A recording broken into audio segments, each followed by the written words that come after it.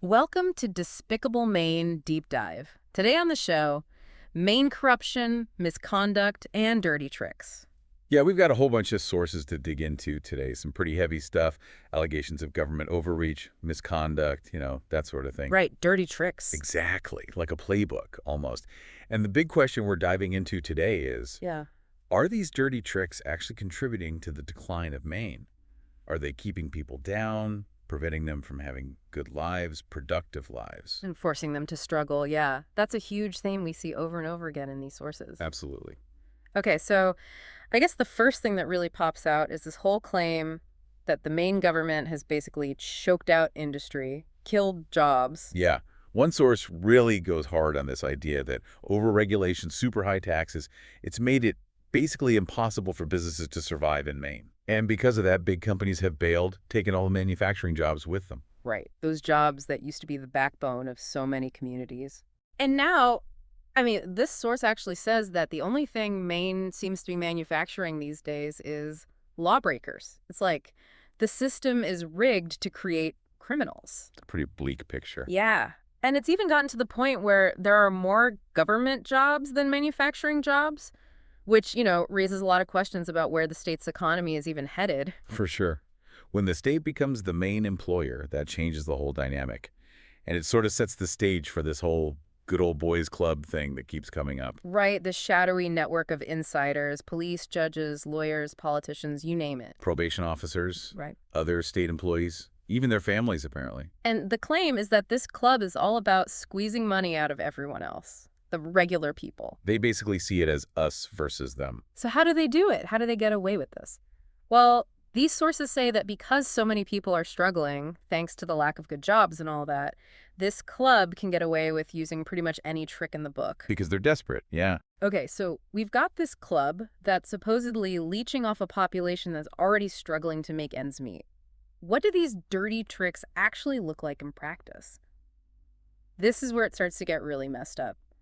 One of the big claims is that Maine is basically addicted to lawbreakers. Like, they need a steady supply of them to keep the money flowing. Yeah, it's this idea that the legal system is less about justice and more about generating revenue. Right, and there are some disturbing examples of how this supposedly plays out. Like, there's this claim that police are running license plates of parked cars, even if they're in someone's driveway, just to see if they can find any outstanding warrants or bail violations. Just fishing for a reason to make an arrest. And then they use that as justification to bust in and raid people's homes. It's like they're actively looking for problems instead of focusing on actual crime prevention. Then there's this even more outrageous claim about entrapment. The sources say that Maine will actually suspend someone's driver's license before they even go to court for an alleged offense. So they're already being punished before they've even had a chance to defend themselves. Exactly. And get this, they don't even bother to tell the person that their license is suspended.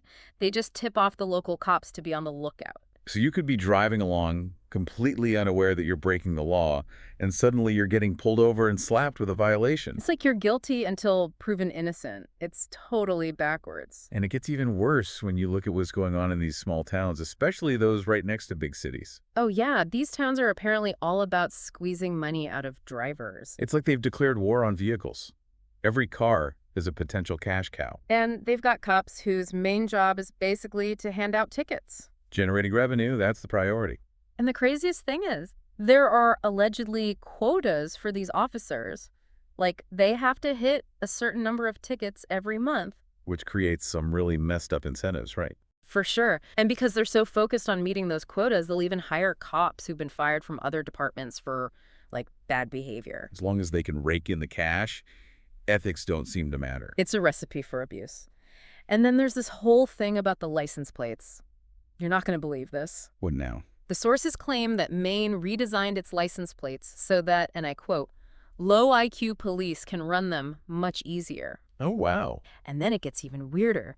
They say that members of the Good Old Boys Club actually have their own special license plates. Seriously? So the cops can instantly recognize them and leave them alone. A two-tiered system right there in plain sight. It's mind-blowing. Okay, so we've talked about this alleged system of corruption and control, but how does this all tie into the decline of Maine, this idea that people are trapped, unable to build a decent life? Well, we have this really powerful firsthand account from someone who lived in Maine for 45 years. 45 years. And they finally decided to pack it in and leave in 2017. And their reason for leaving, it's pretty heartbreaking. They just couldn't take it anymore. Constant struggle, feeling like they were hitting a wall everywhere they turned. Unable to get ahead. They said they felt trapped, like there was no way out, so they sold everything they owned and moved to Seattle. A fresh start. And apparently, things are much better for them there. This really hits home, right? Like, this is the real human cost of what we're talking about. Absolutely. You can feel the desperation in their story. And it's not just about the economy. This person also felt like Maine was becoming more and more controlling, less free. They were worried about all these unnecessary fees, the sky-high taxes, and just the sheer volume of regulations. Like, you can't breathe without the state being up in your business. They even brought up this disturbing claim about the Fusion Center. Apparently, they're monitoring stuff like plane ticket purchases and bank balances. Oh, wow. Like Big Brother is watching your every move. It's creepy. And then there's the issue of education. Schools. Yeah. This person felt like the public schools in Maine were going downhill fast. They mentioned the rankings dropping, test scores hitting 30-year lows, even though they're spending more money than ever on education. And their perception was that the focus was shifting away from academics toward other agendas. Yeah, like they felt like the schools weren't actually preparing kids for the real world. Which, would definitely contribute to that feeling of being trapped. Mm-hmm. If you're not getting a good education, your options are limited. Totally. And then there's the whole financial burden. The taxes in Maine, we've already touched on that. Property taxes, business taxes, through the roof. And they're talking about raising them even more. Plus, the overall state budget has ballooned under the current administration. So where's all that money going? That's the question. And meanwhile, the cost of living is out of control. Housing prices are insane. Homelessness is at record levels. Older people are getting squeezed by property taxes. It's a tough environment for a lot of people. And there were even claims about policies that are bringing in tons of undocumented immigrants, putting a strain on resources and costing taxpayers a fortune. It's like a perfect storm of bad decisions. Leading to that feeling of collapse that this source was talking about. Exactly. And it's not just the economic stuff. This person also mentioned the rise in violent crime, the fentanyl crisis, all these things that are making life in Maine less safe, less stable. It's a pretty bleak picture. Yeah. And they even compared Maine to a frog in the boiling water, slowly being cooked alive without even realizing it. They pointed to California as an example of what happens when things go too far. A cautionary tale. They said we need a revolution of common sense to turn things around. A pretty strong statement. And they even suggested that people might be better off moving to the Pacific Northwest. Similar climate, but without the brutal winters and all the bugs. Makes you wonder. They also asked a really good question. Does big government ever actually get smaller? Does it ever spend less? They weren't optimistic. No, not at all. And this feeling that Maine is a prison of laws, with something like 450 new regulations passed just last year, really reinforces this idea of control and restriction. It's like they're being suffocated by bureaucracy. And the claim is that these laws are less about justice and more about profit, about keeping people down. A very cynical view. But it's hard to argue with some of the evidence. Small businesses are getting crushed by red tape. People are getting caught in these bureaucratic traps. And the end result, according to this source, is that Maine is basically legislating its people into poverty. It's a pretty damning accusation. And then there's the whole demographic problem. Maine's population is getting older. Fewer young people are sticking around. A shrinking workforce. And it's creating huge challenges for businesses. They can't find enough workers, especially in trades and healthcare. We need to be training more engineers, nurses, skilled professionals.